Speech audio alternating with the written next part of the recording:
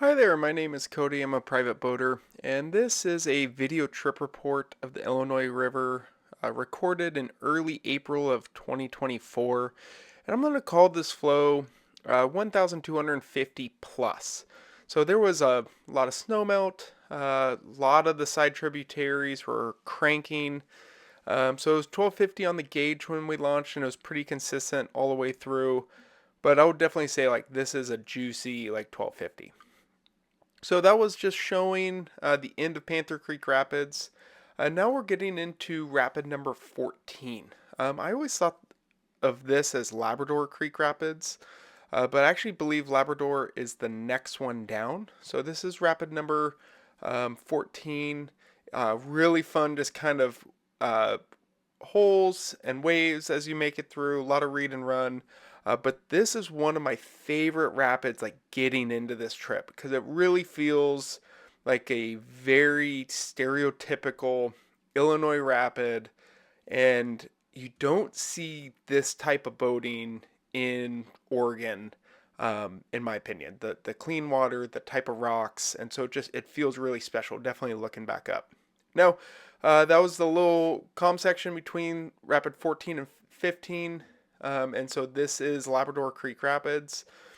Just a really fun, clean wave train all the way down. We have 7 boats on this trip. We've got 2 kayaks, 2 catboats, and 3 round boats. Was really stoked on. We got 5 new people down the Illinois River on this trip, and the group did great. So the water is just going to get a little bit calmer right after this. I miss it, but there's Gnome Creek just right around this corner. Then after that, you have a little bit of a calm section. Then you're going to start getting into the class 4s of your day 1. This is Rocky Top. This is the top entrance.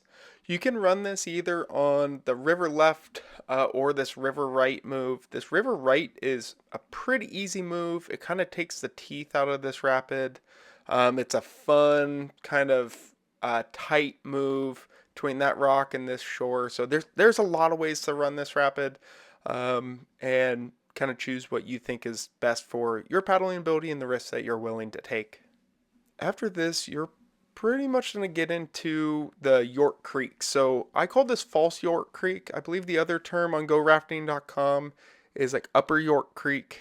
It's a long, diffuse rapid, and then it finishes with this grade change. I just wanted to show this grade change because at low water that can get pretty tricky. And then at the water levels we had, I could have actually gone all the way over to River Right. So you have a very short section between False York Creek, and this is York Creek proper. And you at higher water you can enter in on the right side and just run it all right. Anything down in this flow, you're gonna run on the left. So you make that drop, just pull away from that rock wall, and then once you've made that drop, the line is stay as far right as possible. So this is actually pretty good grade change. It's really fun. The camera doesn't do it justice. And then once I get there, I'm just watching everyone else make that drop, and then I'm just kind of pulling my way into this eddy water that's on the inside of this corner, because there's a hole on river left right at the bottom, and the river left hole, I mean, could flip you, could surf you, so it's just easy. It's an easy one to move, or make that move over to the right. But yeah, really fun rapid.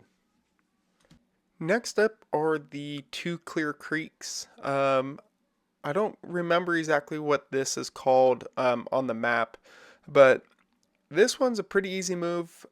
You're just really want to worry about this rock wall because you've got Clear Creek next, and so you just want to stay in your boat, control your speed, just so you don't get slammed up into that wall, and then you have your oars in your hand for the upcoming, you know, actual Clear Creek proper. So Clear Creek is a little bit longer entrance, but the crux move is right here at the bottom. And so at different flows, you can actually get away from going more river left here. I don't really understand which flows you can, so I really am forced to do this right hand move to left. And then there's a collection of these 3 rocks here that you just need to get all the way to river left on. You can also go river right if you don't fully make that move. I've had some buddies have to make that, and so I'm just gonna kind of show the boats behind me making that river right to river left move. And then what's kind of nice is as I've done Illinois more and more, it really sinks into you can kind of calm down right now. So once you've made it to Clear Creek, if you're camping at Pine Flat, you're really done with all the big stuff for the day, and you have just a really fun, casual paddle down to your camping spot. Uh, Once I started having like this mindset of like, okay, once I get into Labrador Creek Rapids, and to get to Clear Creek, it kind of takes that anxiety and that stress away. Just kind of feeling like you have to live at like high alert. So once you get to this point, it's kind of really fun. Just paddle out. So this is about 4 rapids later. This is rapid number 29. I'm trying to get it to call new name of Zach's Drop for Zach at Gear Garage. But you can take this right line, make a drop. I was super stoked. All 5 big boats took this drop over, and then we sat here and just kind of played in the surf wave. Really tried to take more time on this river trip this year and really enjoy like this canyon. We had obviously beautiful 70-degree weather in early April. Really good group that got along really well. But man, it was an incredible time. So I will just get out of the way here and let you guys watch this surf, and then I'll be back in a little bit.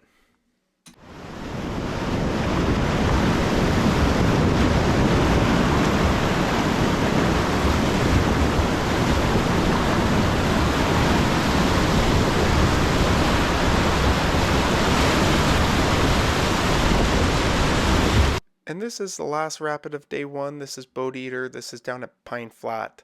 So you can camp on the right, you can camp on the left. There's tons of camping down here, and it's a beautiful spot. This is after Klondike Creek. So we camped, and then this is called Wallbanger. Just kind of a fun river left to river right move. Oar gets pulled out of my hand just a little bit. And then next coming up, I believe it's rapid number 59. This is the only class 4 that you run into between Pine Flat and South Bend. And it's a hard move. I really think next time I'm going to do a downstream ferry to get all the way to river right there. But the river just kind of chokes down. It just kind of has some big holes and some hard moves. So this is just after Dead Man's Bar. This is Tony's Rapid. There's a camp on the right for a medium-sized group. And then you're almost getting down to South Bend at that point. So we pulled over, ate lunch, and now we're getting into Fawn Falls. Fawn Falls is really close after South Bend. The first time I did the Illinois, I didn't realize how close it was. So it's probably like 2 or 3 rapids right after South Bend. This is the far river left move. You catch this eddy. And where I made a mistake is there was a lot of water going into this left wall. And I should have been a little bit further over to the right, because you see that it just kind of pushes me up on this left wall. I don't come out of my boat, but as I come around here and I start setting safety, you'll see the guy that was running number 2, Larry, he ends up actually coming out of his boat. I'm talking to some kayakers. They didn't know which door that they were going to take, so that's why I was giving some hand signals up. So I'll keep it here till Larry swims, and then we'll just kind of watch everyone else go through Fawn Falls.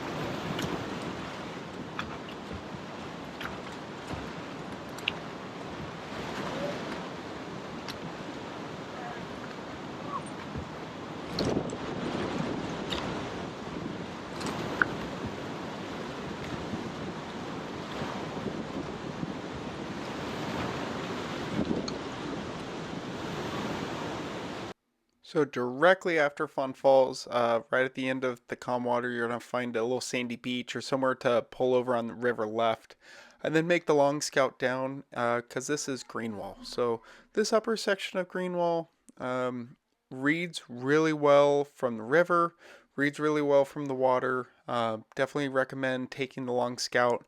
I timed it; it only takes 7 extra minutes. In each direction, so 14 minutes total on already a really long day. So I like to kind of drive over here into this river left eddy. If somebody was having a problem, I can catch it. And then that kind of puts me over here on this river left side, keeps me away from the right wall. And then now I'm really just trying to slow myself down. You always want to go as far river left as you can. So river door one and door two were open. So door two right here.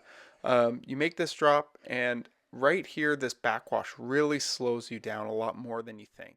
So at this point, I consider Greenwall to be done. This is when I just start really looking for some swimmers coming downstream. Um, I do mess up at this bottom. I don't take a good line trying to sneak left of Harvey. And I think the biggest problem that I have is I try to take this hole in the middle of the river completely out of play. And I almost need to just pick a little bit of it. Because I try to take the hole in the center out of the way, put myself in that hole in the left, and it pushes me back into Harvey, which is that hole in the middle. You At these flows, you should go river left just because river right kind of pushes you into that undercut wall, can kind of cause some damage on your oar towers. So then this is Little Greenwall. This is about 3 or 4 rapids after the bottom of Greenwall. And as flows increase, in my opinion, Little Greenwall gets easier. As flows increase, Greenwall gets harder. But that upper portion definitely at higher flows is a lot easier. It's just this portion right here. So we had a raft flip right here in this drop. This move is incredibly tough. I'm in a very, very light, big tube catboat. And this makes it over no problem, but I mean, I'm definitely yarding on those oars. So it's Little Greenwall, in my opinion, is the hardest rapid on this run. Greenwall obviously gets the class 5 because how long it is. I feel like if this rapid was longer, you could definitely argue to give it a class 5. So this is rapid 103. I just love always showing this rapid when I do a video trip report. It's my favorite rapid on this river, just for the fact that as water level drops, there's only like this tight little hole that you can get through, and I love it. So this is a little bit before Submarine Hole. So most people think this is Submarine Hole as they come into it. I believe that one of the names for it is Holey Pohle, and it's as water level goes up, definitely like on the lighter flows like 1100 and dry. There's not that many holding holes. You just kind of make your way through. It's like a little civvy, but right here, I'm not really giving this rapid a lot of attention, and that definitely pulls me and tries to hold me back. So this is the infamous Submarine Hole. So start river right with some left boat angle, a nice push just to get over into this slot. We had plenty of water, so it's not very tight. So I just kind of slow myself up, put my nose out, and then kind of swing in just so I'm not getting slammed into that wall. And so Submarine Hole gets a class 4 just because I think it's so late in your river trip. And by now you're mentally exhausted. And then I wanted to show last few rapids that nobody talks about on this river. So you go through Submarine Hole, and then you kind of have these fun rapids right after. I think there's 2 class 3s, or maybe a 2+ and a 3. But right at the bottom of these, I consider the river trip to be done. There is a really nice eddy just at the end of the screen there, right where the river turns. And that's where we take off our dry suits, our helmets, and just kind of really enjoy, the accomplishment of getting down through the Illinois Canyon. So once you get to this eddy, depending on where you camp, you have about an hour and a half till camp. So day 2 is a really long day. Probably about 6 hours of moving if you go from Pine Flat. So This is shortly after where we camp, so this is day 3. This is one of the 3 class 3s in the lower canyon. And it's just kind of a right side run as water levels get lower. It definitely gets a little bit tougher, but these flows, it was a pretty easy run. Next coming up is Rapid 143. This is probably the only wave train you'll find on the entire Illinois River. Because like every other wave train has like a rock or something stupid stuck in it. So this is just a super fun wave train. Nobody really talks about that rapid. So, and then this is Horseline Creek. This is the last class 3 you'll get to in the last major river of your Illinois River trip. Some great camps around here, and this really kind of signifies that you're pretty much done with your entire Illinois adventure. So that's all I have. Thank you so much for watching the video trip report. And if you guys have any questions, don't hesitate to reach out. Thank you very much.